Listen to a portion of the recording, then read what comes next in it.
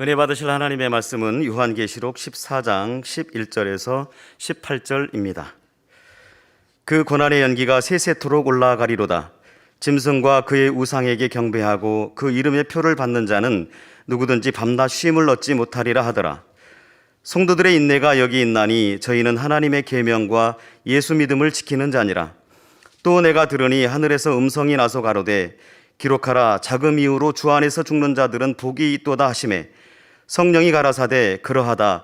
저희 수고를 그치고 쉬리니 이는 저희의 행한 일이 따름이라 하시더라. 또 내가 보니 흰 구름이 있고 구름 위에 사람의 아들과 같은 이가 앉았는데 그 머리에는 금면류관이 있고 그 손에는 이한 낫을 가졌더라. 또 다른 천사가 성전으로부터 나와 구름 위에 앉은 이를 향하여 큰 음성으로 외쳐 가로되 네 낫을 휘둘러 거두라. 거둘 때가 이르러 땅의 곡식이 다 익었음이로다 하니 구름 위에 앉으시니가 낫을 땅에 휘두르매 곡식이 거두어지니라. 또 다른 천사가 하늘에 있는 성전에서 나오는데 또한 이한 낫을 가졌더라. 또 불을 다스리는 다른 천사가 제단으로부터 나와 이한 낫 가진 자를 향하여 큰 음성으로 불러 가로되 네 이한 낫을 휘둘러 땅에 포도송이를 거두라. 그 포도가 익었느니라 하더라. 아멘. 샬롬 성가대의 찬양과 니시 오케스트라의 연주가 있겠습니다.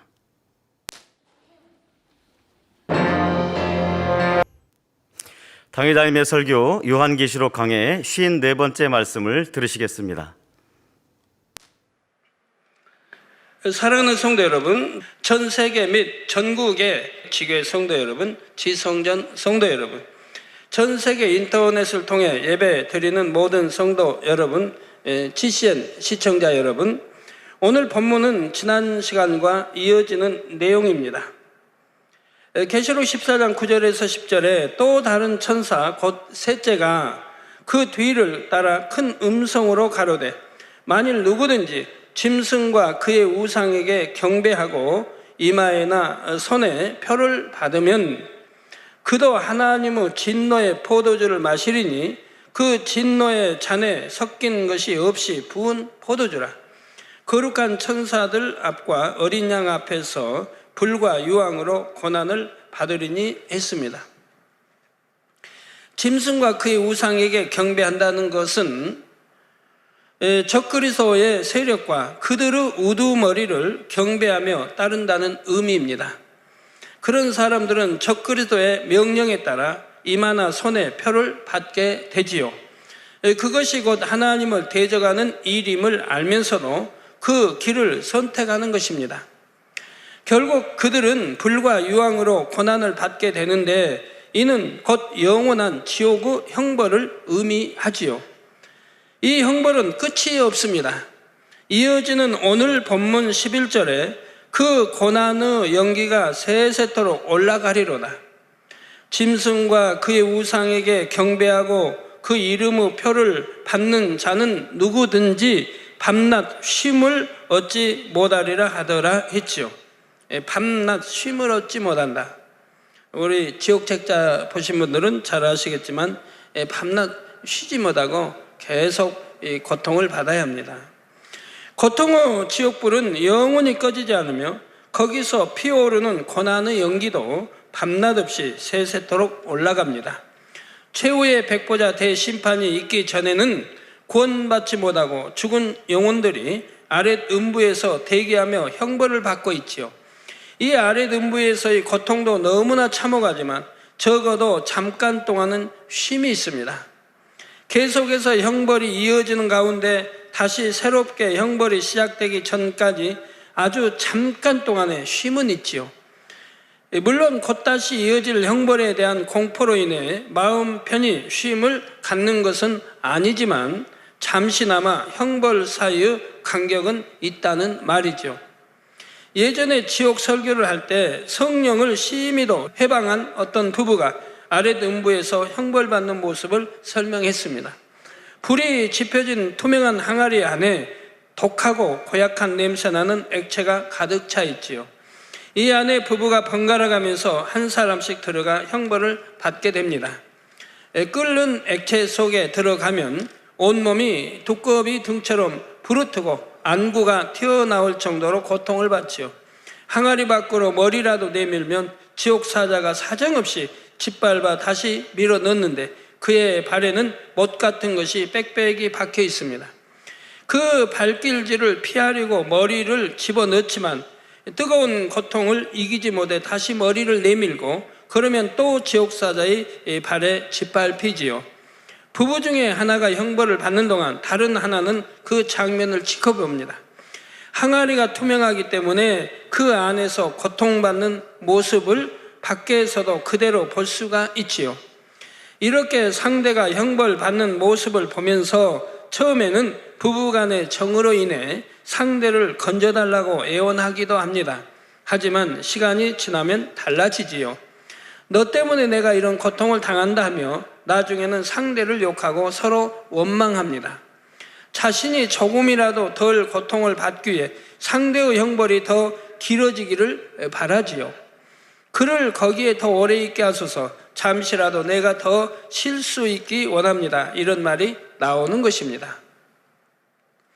이렇게 아랫음부에서는 참혹한 형벌의 고통이 계속되지만 그래도 잠시의 쉼이라도 있는 것을 봅니다. 그러나 일단 대심판 후에 지옥의 불못이나 유황못에 떨어지면 거기서는 잠시의 숨 돌릴 틈도 없지요.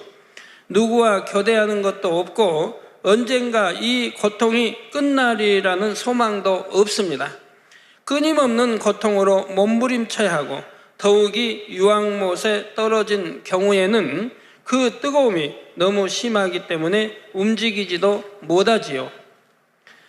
오늘 본문에 누구든지 밤낮 쉼을 얻지 못하리라 기록한 말씀이 바로 이 지옥의 참상을 설명하는 것입니다. 우리 주님도 지옥은 구더기도 다 죽지 않는다 했습니다. 영원히 세세토록 고통을 받아야 하는 것입니다. 그러니 설령 7년 환란에 떨어진 사람이라도 적 그리스도가 아무리 고문하고 회유한다 해도 결코 짐승의 표를 받아서는 안 됩니다. 그들의 고문이 아무리 잔혹하다 해도 그 고통에는 반드시 끝이 있습니다. 그래서 순교할 수만 있다면 그나마 지옥만은 면할 수가 있지요. 하지만 그 고문의 시간을 못 이겨서 짐승의 표를 받고 나면 그 후로는 영원한 형벌만이 남아 있을 뿐입니다. 그러니까 여러분도 이런 말씀 명심해서 아예 7년 환란 떨어지지 않으면 되는 것이고요. 잘 믿고 모두 구원받으면 되고 우리 주님 공중 강림하실 때 들림받으면 된다 이 말입니다. 아이고 그렇게 두려운 말씀하지 마세요가 아니라 저는 제가 하는 말은 전부 사실이고 그렇게 되어질 일만 말하는 것이고 하나님께서 말씀해 주신 것만 저희 여러분에게 전하고 또 성경에 있는 걸 전하는 거예요. 앞으로 되어질 일이에요. 그러면 여러분이 이렇게 들었는데 만에 하나라도 의심하고 신앙생활 잘 안 했다고 합시다. 그러나 이제 7년 안에 떨어졌어요. 그럼 그때는 이런 말을 들었기 때문에 지옥은 세세토록 고통받고 쉼도 없고 그 고통이 참으로 참 표현했으면 고통이라고 한다면은 그러면 어떤 고문이라 할지라도 받고 순교하려고 하지 않겠습니까? 어찌하든 이겨내서 이런 말씀을 들었기 때문에 지옥과 이런 거 고통 이런 거 들었기 때문에 어찌하든 만약에 7년 안 떨어지게 되면 순교해서라도 구원받으려고 할 것이라 이 말입니다. 그래서 듣는 게 복이고 아는 게 다 복인 거예요. 듣고 알았기 때문에 그 무서운 지옥에 떨어지지 않기 위해서 신앙생활 잘 할 것이고요. 반면에 그 고통을 이겨내면 그 후에는 쉼이 있지요. 이어지는 본문 12절에 성도들의 인내가 여기 있나니 저희는 하나님의 계명과 예수 믿음을 지키는 자니라 했습니다. 즉 하나님의 계명들을 지키고 말씀대로 살고 예수 믿음을 지키는 자라. 예수를 믿는다면 하나님의 계명들을 지킨다 이 말입니다. 하나님을 사랑하게 되고 주님을 사랑하게 되고 계명들을 지켜나가게 되고 빛 가운데 살게 되고 악은 모양이라도 버리게 되고 이 말씀대로 지키고 행해 나간다 이 말입니다. 이것이 믿음이라 이 말입니다. 말로만 입술로만 믿습니다 해서 그 믿음이 아니고 정령이 믿는다면 로마 10장에 있는 대로 마음에 믿어 내 마음이 믿는다면 마음이 믿어 의에 이르고 저 죄의 악을 다 벗어나가니까 하나님 버리라는 거 버리고 하지 말라는 거 하지 않고 하라는 거 하고 지키라는 거 지켜나가니까 마음에 믿어 의에 이르고 입술로 시인하여 구원에 이른다고 말씀하지 않습니까? 그냥 입술로만 시인해서 주여 믿습니다 하면 구원받는다고 했나요? 분명히 마음에 믿는다. 마음에 믿는 것은 머리로 아는 지식적인 믿음이 아닌 마음에 믿는다면 행함이 따른다 이 말입니다. 말씀대로 산다고 하는 행함이 따른다 이 말입니다. 그러니까 의에 이른다 이 말입니다. 마음에 믿어 의에 이르게 된다 이 말입니다. 악은 버리고 비질을 버리고 어둠 버리고 이렇게 하니까 의로워지지 않습니까? 그래서 아브라함도 믿음으로 의롭다함을 받았지 않습니까? 믿기 때문에 의로워진 것입니다. 그러고 나서 마음에 믿어 의에 이르고 입술로 시인하여 구원에 이른다. 그렇게 마음에 믿는 사람이 의에 이르게 되고 그 입술에 시인하는 것이 참이라 이 말입니다. 그게 구원에 이른다 이 말입니다. 근데 마음에 믿지 않으면 의에 이르지 않는다 이 말입니다. 말씀대로 계명 지키지도 않고 말씀대로 안 산다 이 말입니다. 그러고는 입술로 내가 믿습니다, 구원받습니다 한다고 되는 게 아니라 이 말이에요. 그건 거짓말이라고 성경은 말하고 있다 이 말이에요. 요한일서에도 거짓말이라고 했지 않습니까? 하나님 빛 가운데 계신데 우리도 빛 가운데 행치 않고 비질 가운데 어둠 가운데 행하면 하나님과 사귐이 있다는 말은 거짓말이라고 요한일서에도 분명히 말씀하지 않습니까? 거짓말하는 거라. 거짓말한 자라 이 말이에요. 하나님의 빛이신데 우리도 하나님 믿는다면 우리도 당연히 빛 가운데 살아야 된다 이 말입니다. 진리 가운데 살아야 된다 이 말입니다. 그래야 하나님과 사귐이 있다 하는 것이 인정이 된다 이 말입니다. 하나님 믿습니다, 하나님 사랑한다는 말이 인정이 되는 것이라 이 말입니다. 하나님 사랑한다면 어찌 하나님이 싫어하시는 거 할 리가 있겠습니까? 하나님을 사랑한다면서 어떻게 하나님이 하지 말라는 거 할 수 있는 것이고 하라는 걸 하지 말라는 거 버리라는 거 버리지 않고 할 수 있는 것입니까? 만군의 여호와 하나님은 명인데. 그래서 성도들의 인내가 여기 있나니 저희는 하나님의 계명과 예수 믿음을 지키는 자니라 했습니다. 물론 이 말씀은 창세 이래 구원받은 모든 성도에게 해당됩니다. 믿습니다 고백만 한다고 해서 모두가 구원받는 것은 아니지요. 믿는 사람에게는 인내가 있습니다. 바로 하나님의 계명과 예수 믿음을 지키기 위한 인내가 있는 것이지요. 영원한 내세에 대한 소망이 있기 때문에 이 좁은 길도 마다하지 않고 기쁨과 감사함으로 갈 수 있는 것입니다. 인내가 없다면 결코 할 수 없지요. 그런데 이 말씀은 특별히 7년 환난 동안에 이 땅에 남은 사람들에게 구체적으로 적용되는 말씀입니다. 비록 그때라도 회개하고 돌이켜서 어찌하든 하나님의 계명을 지키며 어떤 상황에서도 주를 믿는 신앙을 지켜야 하지요. 그러한 인내가 있어야만이 그 영혼이 구원을 얻게 됩니다. 이제 13절에 또 내가 들으니 하늘에서 음성이 나서 가로되 기록하라. 자금 이후로 주 안에서 죽는 자들은 복이 있도다 하시매 성령이 가라사대 그러하다 저희 수고를 그치고 쉬리니 이는 저희의 행한 일이 따름이라 하시더라 했습니다. 주 안에서 죽는다는 것은 구원받았다는 뜻이죠. 자금 이후로 즉 이제부터라는 것은 7년 환난 중을 의미합니다. 7년 환난 중이라도 주 안에서 죽었다면 그는 정녕 복 있는 사람이지요. 구사일생이라는 말처럼 그 험난한 상황 속에서도 간신히 구원받은 소수의 사람에 들어갔으니 얼마나 복됩니까? 또한 이때는 오래 살아있을수록 고난이 더해지니 한시라도 빨리 주 안에서 죽는 것이 오히려 더 복이라는 사실입니다. 그럼 빨리 주 안에서 죽는 게 복이니까 그냥 자살이라도 해야 되겠네요? 자살은 구원받지 못합니다. 자기가 자기 생명 끊어버리는 것은 구원받지 못한다 이 말입니다. 내가 믿음으로 순교해야 구원받는 거지 내 생명을 내가 끊어버리는 거, 자살하는 것은 구원받지를 못한다 이 말입니다. 하나님 주신 생명을 자기 임의대로 참 버릴 수 있는 게 아닙니다. 성령께서 말씀하시기를 그러하다 저희 수고를 그치고 쉬리니 이는 저희의 행한 일이 따름이라 하셨습니다. 저희 수고를 그치고 쉰다는 것은 이제 모든 핍박의 고난을 면하고 영육간의 안식을 누리게 될 것을 의미합니다. 이는 저희의 행한 일이 따름이라는 것은 그들이 믿음을 지켜 순교한 그 행함으로 인해 구원을 얻어 쉼을 얻게 된다는 뜻이지요.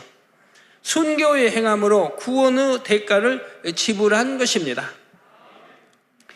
이어지는 14절 16절에 또 내가 보니 흰 구름이 있고 구름 위에 사람의 아들과 같은 이가 앉았는데 그 머리에는 금면류관이 있고 그 손에는 이 한 낯을 가졌더라.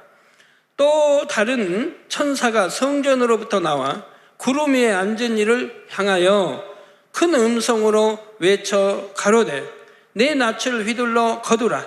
거둘 때가 이르러 땅에 곡식이 다 익었음이로다 하니 구름 위에 앉으신 이가 낯을 땅에 휘두르매 곡식이 거두어지니라 했습니다. 머리에는 금면류관이 있다는 것은 큰 영광을 나타냅니다. 24장로가 쓴 면류관이 바로 금면류관이라 한 대로 천국에서 주어지는 금면류관은 큰 영광입니다. 이 한 낫, 즉 날카로운 낫이 나오는데 낫은 풀이나 곡식을 베는 도구입니다.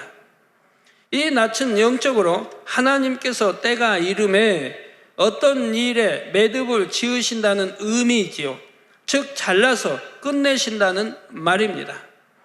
여기에서는 바로 6천년 인간 경작을 마무리하시고 그 열매를 거두신다는 의미로 낫이 등장한 것입니다.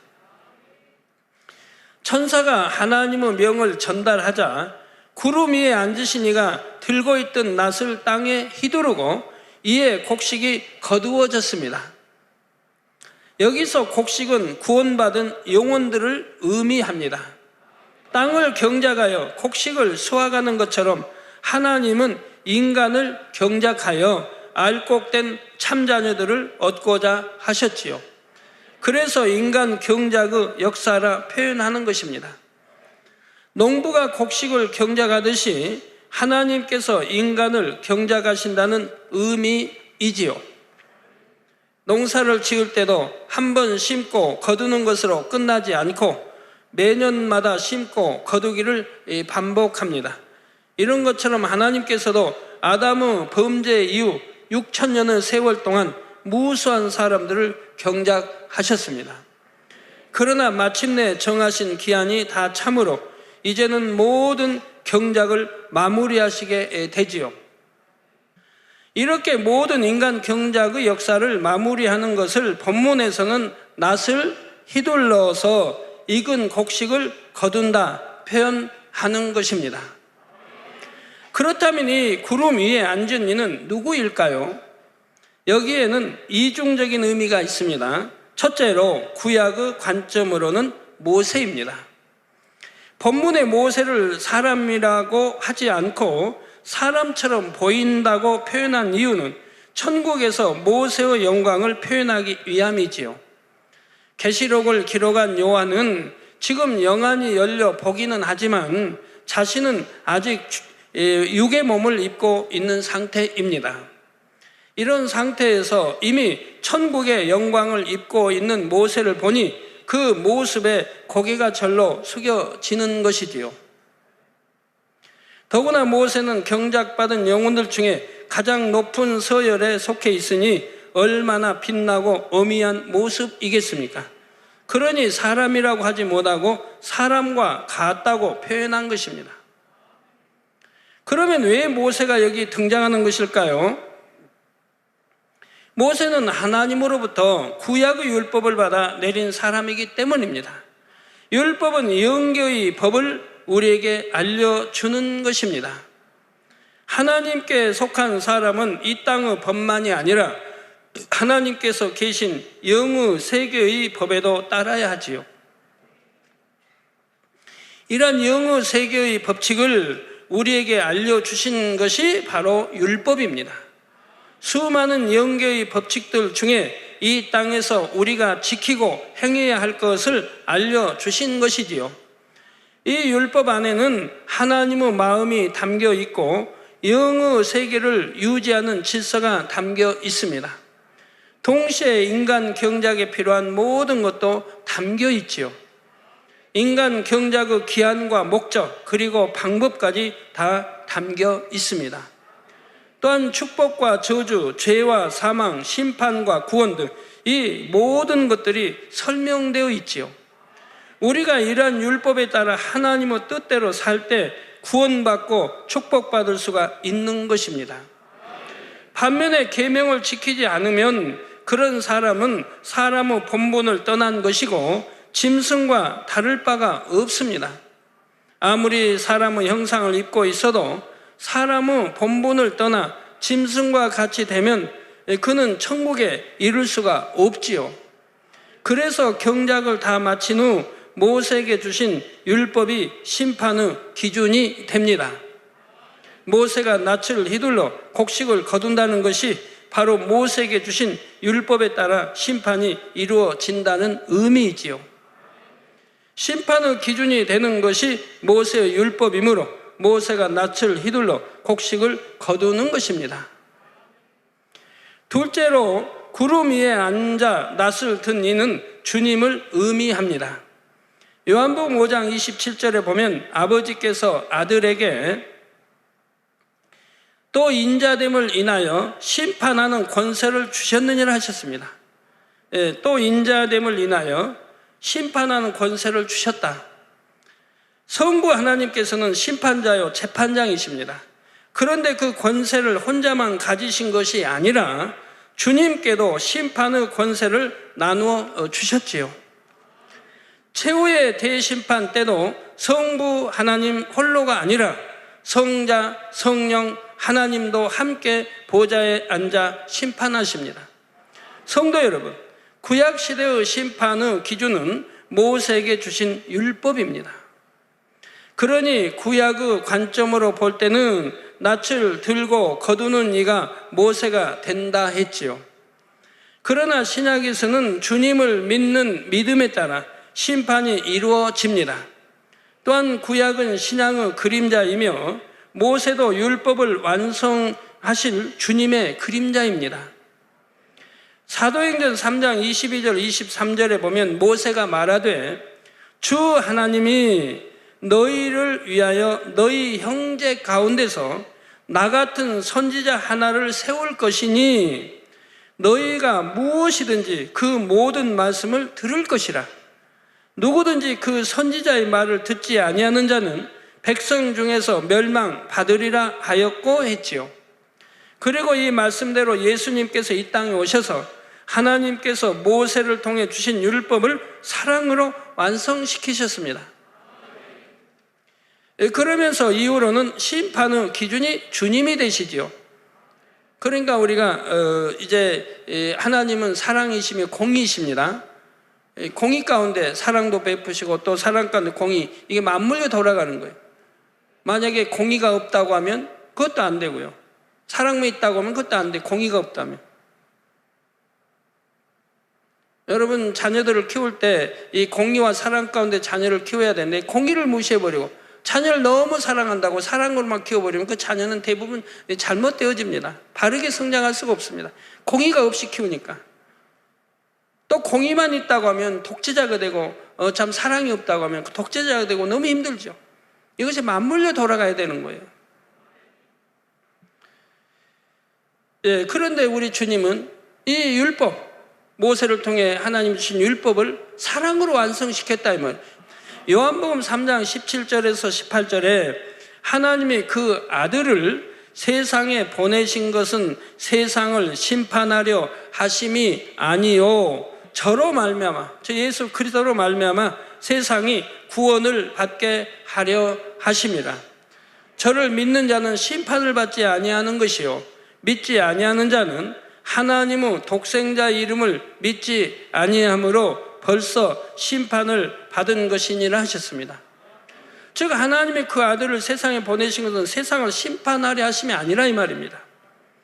저로 말미암아 세상이 구원을 얻게 하십니다. 저 예수가 우리 구세해 주심을 알고 믿으면 구원받을 거 아닙니까? 하나님 사랑하게 되고 주님도 사랑하게 되고 이제 말씀대로 계명 지켜 살 테니 구원에 이르게 된다 이 말입니다. 그러므로 저로 말미암아 세상이 구원을 받게 하려 하심이라 이 말입니다. 저를 믿는 자는 심판을 받지 아니하는 것이요. 그래서 예수를 우리가 구세주 믿는다면 하나님의 사랑도 알고 그러니 우리가 계명 지켜나갈 것이고, 제가 하나님을 사랑한다는 증거가 성경은 뭐라고 그랬죠? 계명을 지키는 것이라고 그랬죠. 요한복음이든 요한일서든 곳곳에 나오지 않습니까? 하나님을 사랑하는 것은 계명들을 지키는 것이라 이 말입니다. 사랑한다면 계명을 지키게 돼 있다 이 말입니다. 그래서 저를 믿는 자는 심판을 받지 아니하는 것이요, 믿지 아니하는 자는 하나님의 독생자 이름을 믿지 아니하므로 벌써 심판을 받은 것이니라고 했습니다. 구약의 율법은 사실 예수님에 대한 예언이고, 예수님께서 오셔서 그 율법을 온전히 이루셨지요. 그러니 이제부터는 예수님께서 그 낯을 휘둘러 구원받을 영혼들을 거두시는 것입니다. 그런데 주님은 이 땅에 사람의 아들이 아니라 하나님의 아들로 오셨습니다. 따라서 주님을 사람의 아들이라 하지 않고 사람과 같은 이라 표현하고 있는 것이지요.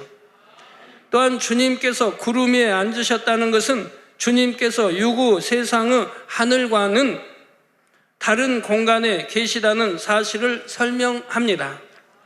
사람이 경작받는 유구 세상은 제1하늘이요, 가장 낮은 차원의 공간입니다. 반면에 주님께서 계시는 곳은 영의 공간으로서 제3하늘 혹은 제4하늘이지요. 이렇게 주님께서 다른 차원의 하늘에 계신 것을 구름 위에 앉았다고 표현한 것입니다. 구름에 앉았다니 우리 눈에 보이는 저런, 눈에 보이는 비를 내려가는 저런 구름을 구름에 앉았다는 뜻이 아닙니다. 이처럼 사도 요한이 한 장면을 보았다 해도 거기에는 이중적인 의미가 담겨 있을 수 있습니다. 요한이 본 이가 모세였지만 결과적으로는 그분이 바로 주님이 된다는 말입니다. 그런데 본문의 천사가 큰 음성으로 외쳐 가로되 내 낯을 휘둘러 거두라. 거둘 때가 이르러 땅에 곡식이 다 이것은 이로다 할 때 좀 이상하다 생각이 들 수가 있습니다. 구름 위에 앉으신 이가 모세 혹은 주님이신데 어찌 천사가 감히 명령할 수 있냐는 것이지요. 그 이유는 여기 등장하는 천사가 지금 하나님의 뜻을 전달하는 사자이기 때문입니다. 예를 들어 역사를 볼 때 아무리 서열이 높은 신하나 왕족이라 해도 왕의 사자가 와서 명령을 전할 때는 그 사자 앞에 무릎을 꿇게 됩니다. 왕의 사자가 왕의 명령을 대신 전할 때는 왕의 입장에서 말하는 것처럼 전하지요. 왕의 명을 받고 있는 상대방에게 존칭을 쓴다거나 높임말을 쓰는 것이 아닙니다. 이와 같은 이치로 지금 천사가 모세나 주님께 함부로 말을 낮춰 명하는 것이 아니라 하나님의 명령을 그대로 전하고 있는 것입니다. 이 명령을 천사가 큰 음성으로 외치는 것은 위험과 두려움과 긴박함 속에 이 모든 일들이 이루어진다는 의미이지요. 이제 17절, 18절에 보면 또 하나의 다른 낯이 등장합니다. 또 다른 천사가 하늘에 있는 성전에서 나오는데 또한 이 한낯을 가졌더라.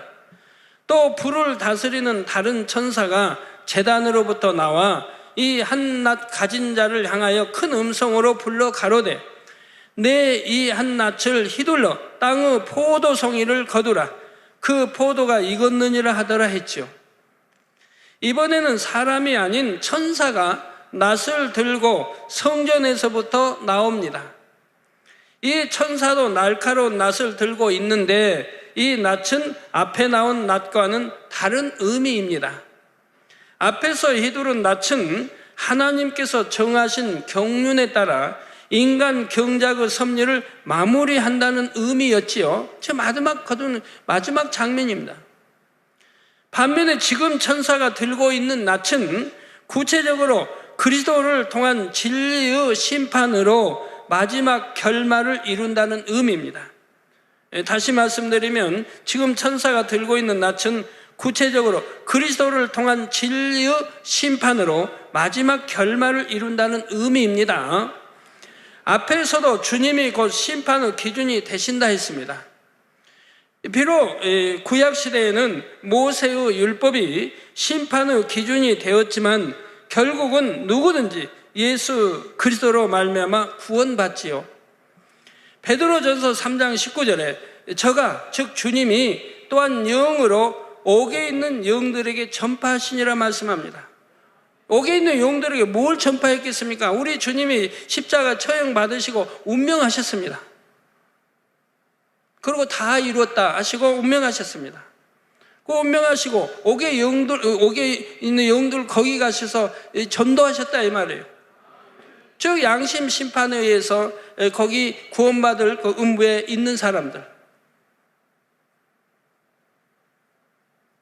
창세일에 구원받을 양심 심판에 구원받을 있는 영혼들, 그들은 지금 복음을 모른다 이 말입니다. 예수가 구세주님도 모른다 이 말. 그들에게 바로 이 복음을 전한다 이 말입니다. 예수가 바로 구세주이시고 보혈의 피로 죄수님 받은 그 복음을 전한다. 그러면 그 옥에 있는 영들은 예수를 통해 지금 전도를 받는 것입니까? 아닙니다. 이미 선지자들 통해서 열심히 전도를 받았습니다. 앞으로 예수가 이제 이렇게 오시면 그분이 전할 텐데 그분이 구세주이고 그분을 우리가 영접할 때 다 구원받고 제사받고 이걸 미리 간 선지자들이 열심히 전도를 했다. 누구부터? 아브라함부터 해서. 그래서 성경 구약에 보면 사무엘이 나오죠. 나 분유한데 나도 지금 바쁜데 어찌해 나를 불러냈느냐. 그런데 사람들은 그거를 참 귀신의 영으로 알고 있으니 얼마나 안타까운 일이에요. 성경을 예를 들어 점치는 이 불렀다고 해서 그걸 그냥 귀신의 영으로 본다 이 말이에요. 사무엘 선지자. 그러면 사무엘 선지자 귀신의 영이 귀신이 뭐 어떻게 앞일을 아느냐 이 말입니다. 하나님이 계획하신 앞일에 대해서 생사복 하나님 아시는데 어떻게 아느냐 이 말이에요. 그가 와서 말하지 않습니까? 사울 임금이 어떻게 비참히 죽을 거 어떻게 죽을 거 다 말하지 않습니까? 그거 그대로 됐지 않습니까? 그건 왜 귀신의 영입니까? 옷도 사무엘이 옛날에 입었던 그 옷 그대로 입고 나왔다 이 말입니다. 그럼 나도 바쁜데 왜 불러내느냐? 저 음부에서 열심히 이들 때 전도하고 있대. 수많은 영혼이 죽어서 올 거 아니면 구원받을 영혼도 많을 거 아닙니까? 하나 둘이 아니고 수백 수천이 아니고 얼마나 많아요.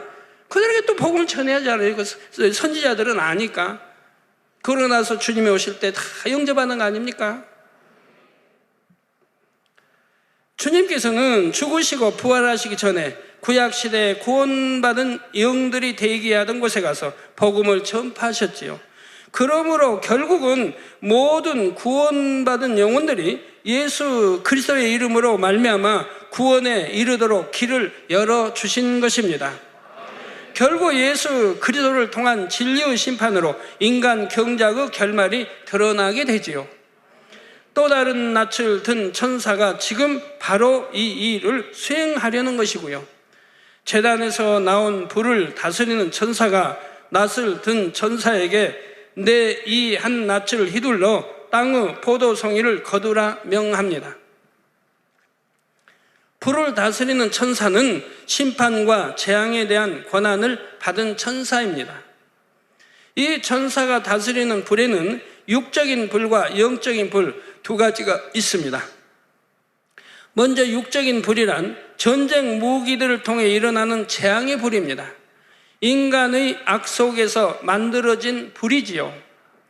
다음으로 영적인 불이란 영원히 꺼지지 않고 타는 지옥불입니다. 이런 불을 다스리는 천사가 명하니 이제 낯을 든 천사가 낯을 휘둘러 땅의 포도송이를 거두게 됩니다. 땅의 포도송이는 무엇일까요? 앞에서는 낯을 휘둘러 익은 곡식을 거둔다 했습니다. 이는 주를 믿는 믿음을 지킨 사람들, 곧 구원받을 영혼들을 거둬들이는 것이지요.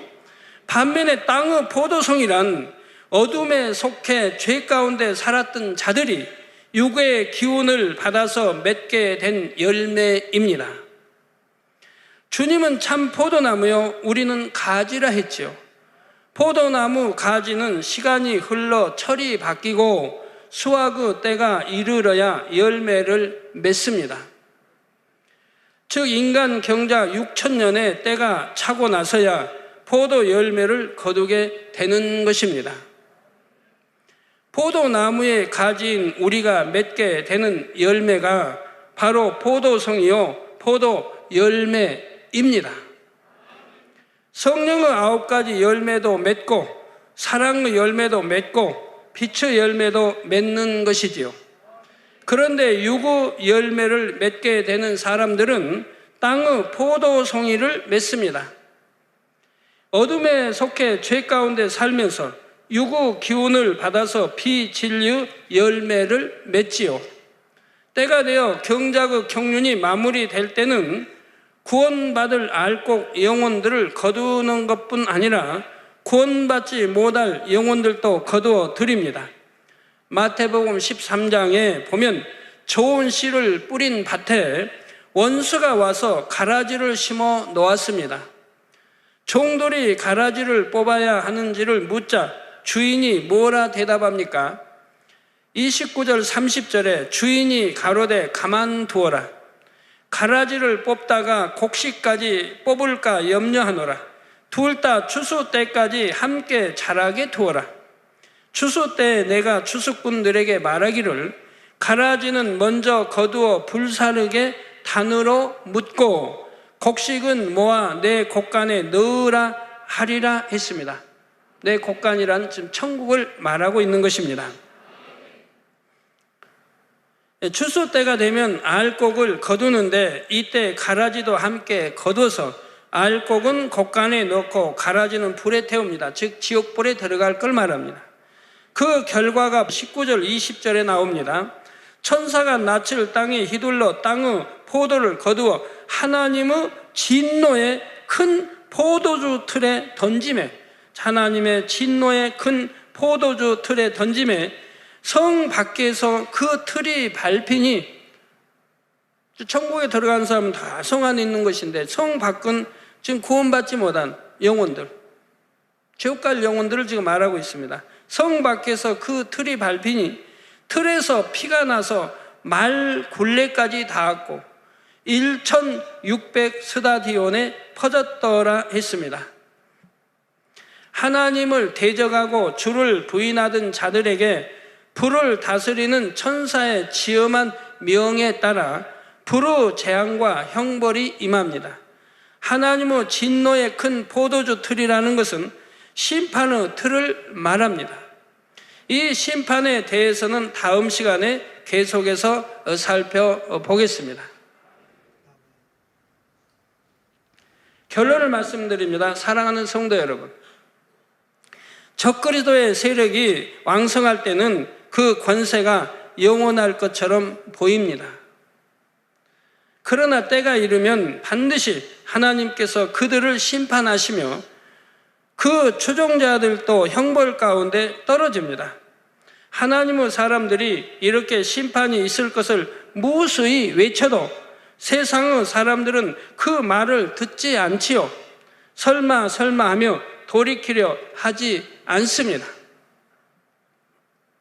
당장 눈앞에 보여지는 것에 현혹되어 앞일에 대해 깨닫지를 못하는 것이지요. 설마 하며 돌이키려 하지 않는 사람들 말입니다. 그래서 마지막 때에 대해 예수님께서 마태복음 24장 37절에서 39절에 노아의 때와 같이 인자의 임함도 그러하리라.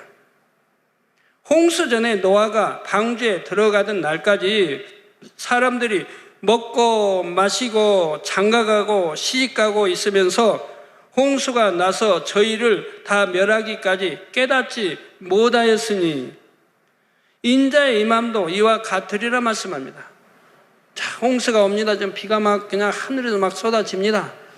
그래도 설마 그치겠지 하고 있는 거예요. 지금 다 죽어갈, 물에 잠겨 죽어가는데도 지금 모르고 지금 비가 오니 이제 그치겠지, 일주일 있다 이제는 그치겠지, 이렇게 하는 거예요. 모르는 거예요.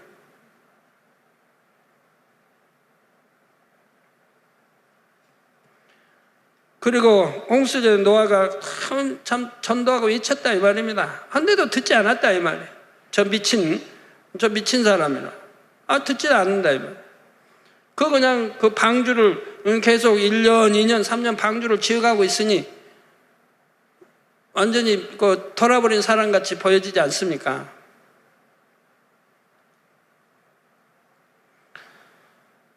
홍수전에 노아가 방주에 들어가던 날까지 사람들이 먹고 마시고 장가 들고 시집가고 있으면서, 그래서 마태복음 24장에 우리 주님 말씀하신 마지막 때에 이게 심판의 날에 주님 올 때 가까워서 이 그 징조를 기록하면서 이렇게 참 시집가고 장가가고 잉태하고 하는 화 있을진지 맞습니다. 그런 거예요. 더구나 마지막 때 사는 사람 깨어 있어야 하고 기도해야 되고 더 좋은 천국에 가기에 충성하고 열심히 신부단장해 가야 되는데, 먹고 마시고 취하고 시집가고 장가가고 잉태하고 한다 이 말입니다. 정말 천국을 믿고 세상 믿는다면 열심히 새 예루살렘 가려고 신부단장하게 다 정열을 다해야 할 것이고, 온 집에 충성하게 온 마음과 뜻을 다 쏟아야 할 것이라 이 말이에요. 그럴 때인 것이라 이 말입니다. 더구나 마지막 때 사는 사람들, 마지막 때 징조가 지금 얼마나 많이 나타나고 있습니까? 얼마나 많이. 그래서 사람들이 먹고 마시고 장가들고 시집가고 있으면서 홍수가 나서 저희를 다 멸하기까지 깨닫지 못하였으니 인자의 맘도 이와 같으리라 말씀합니다. 7년 환란이 끝나가는 시점에도 마찬가지입니다. 이미 휴거 사건도 보았고 7년 환란은 수많은 재앙들을 보았으면서도 여전히 현실에 안주하려는 사람들이 많지요. 그러다 마지막 기회마저 놓치는 것입니다. 그러나 여러분은 눈에 보이는 현실에 연연하지 마시고 마지막 때의 징조를 보고 깨닫는 지혜로운 성도님들이 되시기를 바랍니다. 그래서 추수하는 마지막 날에 천국의 알곡 창고에 들어가는 귀한 영혼들이 다 될 수 있기를 주님의 이름으로 축원합니다. 들으신 말씀을 생각하면서 함께 기도하시겠습니다. 아버지 하나님, 은혜와 사랑에 감사를 드립니다. 농부가 곡식을 경작하듯 하나님은 인간을 경작하시고 때가 되어 심판하신다 했습니다. 심판의 기준은 주님을 믿는 믿음이라 들었습니다. 그런데 믿습니다 하여 구원받는 것이 아니라 진정 믿는 사람에게는 하나님의 계명과 믿음을 지키기 위한 인내가 있다 하셨나이다. 하오니 끊임없는 고통과 잔혹한 형벌 속의 모습이 아니라 진정 참된 안식과 영원한 행복으로 충만한 천국의 기쁨을 소망하는 우리는 더욱 스스로를 돌아보아 인내로서 하나님의 계명과 믿음을 굳세게 지켜나가는 만민이 되어지도록 축복해 주시옵소서. 감사드리옵고 예수 그리스도의 이름으로 기도하옵나이다. 아멘. 당의자매 환자를 위한 기도를 받겠습니다. 아픈 곳이나 연약한 곳에 손을 얹고 기도받으시고, 아프지 않으신 분들은 가슴에 손을 얹고 마음의 소원을 위해 믿음으로 기도받으시기 바랍니다. 할렐루야. 전능하신 사랑의 아버지 하나님, 이 시간 기도받는 모든 성도님들 위해 안수하여 주옵소서. GCN과 인터넷과 화상을 통해 기도받는 지교회와 지성전, 그리고 전 세계 하나님의 자녀들 위에도 시공간을 초월하여 역사하여 주시기를 원합니다. 믿어지는 믿음을 주시고 부정적인 생각과 의심의 세력을 물리쳐 주옵시며 모든 시험 환난도 물리쳐 주옵소서. 머리부터 발끝까지 오장육부 뼈 마디마디 온몸의 신경 조직 세포 등 아픈 곳마다 성령의 불로 태우시고 근본의 빛으로 역사하여 주옵소서. 예수 그리스도의 이름으로 명하노니 원수마귀 사단 모든 질병 균 연약함아 물러가라. 빛이 여임하라. 모든 불치 난치병도 성령의 불로 태워 깨끗하게 역사하여 주옵소서. 말라리아를 비롯한 모든 풍토병도 물리쳐 주옵소서. 감기, 기침, 열, 몸살, 독감 등 각종 유행성 질병도 다 물러가라. 어떠한 유행성 질병 균도 틈타지 않게 지켜 주옵소서. 위암, 폐암, 간암, 유방암, 자궁암, 대장암, 피부암 등 각종 암과 에이즈, 백혈병, 뇌졸중, 고혈압, 저혈압, 심장병, 폐병, 위장병, 당뇨, 부인병, 피부병, 갑상선 질환과 모든 염증도 깨끗게 하여 주옵소서. 소아마비, 중풍, 관절염, 디스크도 온전케 하여 주옵소서. 요통, 두통, 신경통을 비롯한 모든 통증은 사라질지어다. 간질, 자폐증, 우울증, 조울증, 노이로제 등 모든 정신질환도 물러가라. 모든 마비된 것도 풀어지고 일어나 걷고 뛸지어다. 눈도 잘 보이게 하옵시고 귀도 잘 들리게 하여 주옵소서. 소경은 눈을 뜨고 기머거리는 들으며 벙어리는 말할지어다. 각종 사고 후유증도 깨끗게 하시고 부러진 뼈도 붙여 주옵소서. 화상 입은 것도 온전케 하옵소서. 화기야 물러가라. 열도 물러가라. 아버지 흉터도 나지 않게 역사해 주시기를 원합니다. 마약을 비롯하여 각종 약물과 독극물 중독도 깨끗함을 입을지어다. 죽은 신경과 세포가 살아나며 죽은 자도 살아나게 하여 주옵소서. 잉태의 축복도 주시기를 원합니다. 잉태 축복을 받으라. 예수 그리스도의 이름으로 명하노니 원수마귀 사단아 하늘 공중 곳에 잡은 악의 영들아 물러가라. 그의 사자들도 물러갈지니라. 이 땅의 악한 영, 더러운 영, 거짓되고 간사한 영, 이간질하고 미혹하는 모든 어둠들은 물러가라. 모든 흉악의 결박을 풀고 어둠아 물러가라. 빛이여 임하라. 아버지 하나님, 부르짖어 기도할 수 있는 능력을 주시고 죄를 버리고 성결될 수 있는 능력을 주옵소서. 영혼이 잘됨같이 범사에 잘되게 하시고 가정의 복음화도 이루어 주시기를 원합니다. 한 주간도 모든 사고와 재앙으로부터 지켜주시고 불통이 없는 형통한 삶을 살 수 있도록 축복해 주옵소서. 성령의 불담으로 천군 천사와 주님의 불꽃 같은 눈동자로 모든 하나님의 자녀들과 가정, 일터, 사업터를 지켜주시기를 원합니다. 학생들에게 지와 명철을 더하시고 공부도 할 수 있는 뜨거운 마음과 열정도 더하여 주옵소서. 마음과 생각을 세상에 빼앗기지 않도록 지키시고 하나님을 뜨겁게 사랑하는 학생들로 축복하여 주옵소서. 하나님의 자녀들이 먹으나 마시나 입으나 무엇을 하든지 하나님 앞에 영광 돌리는 삶이 되게 축복하여 주시기를 원합니다. 나는 하나님을 만났노라, 체험했노라, 응답 받았노라, 축복 받았노라, 간증하는 입술이 되게 역사하여 주옵소서. 아버지 하나님 감사합니다. 홀로 영광 받으옵소서. 우리 주 예수 그리스도의 이름으로 기도하옵나이다. 아멘. 만민